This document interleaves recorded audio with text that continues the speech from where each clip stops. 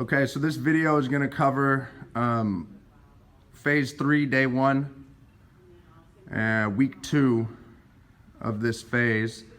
So this will be the second time you guys will be going through this workout. The hip series, ankle series are the same. We're doing 5 reps of everything.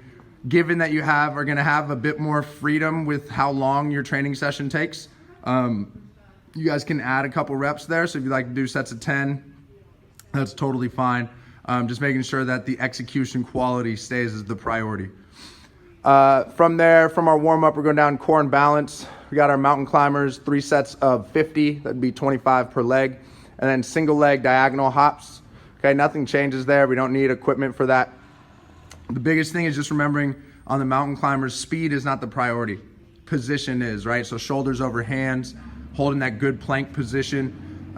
Just trying to, run through your mind the same things that you would hear me or Coach Donnie hollering at you from across the room, right? So you've got your 3 sets of those, just working back to back, trying to superset that with minimal rest. Then into our total body power. For this portion, split squats are going to be an easy thing to do. You can load them however you need to, whether it's with weights down by your hips or up at your shoulders or even in a goblet. As far as how much load, don't make that a priority for yourself.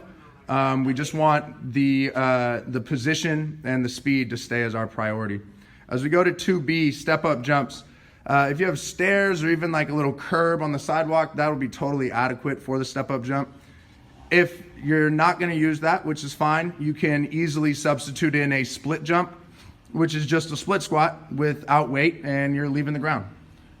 If that's the first time you've ever done that exercise, it may be smart to look it up on YouTube, and additionally not really jump as high as you can as you're kind of figuring out the movement there. Then we're going into chin-ups and med ball slams. As far as what to use for the med ball, anything that you feel comfortable throwing on the ground that has a bit of weight is going to be an adequate substitution. From a chin-up standpoint, you guys can just try to find anything to hang from, whether it's a pull-up or a chin-up variation isn't the most important thing at this point.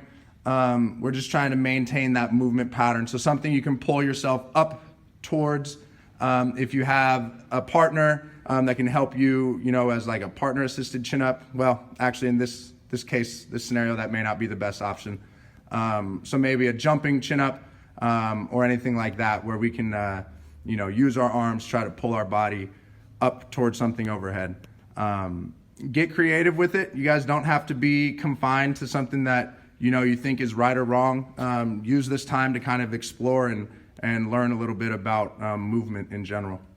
And then our hamstring and ankle mobility stuff is all the same that we have been doing the past few weeks. You guys have access to those videos on your Canvas page. And then finishing up, iso holds, iso heel suspended split squat. We have 2 minutes per leg.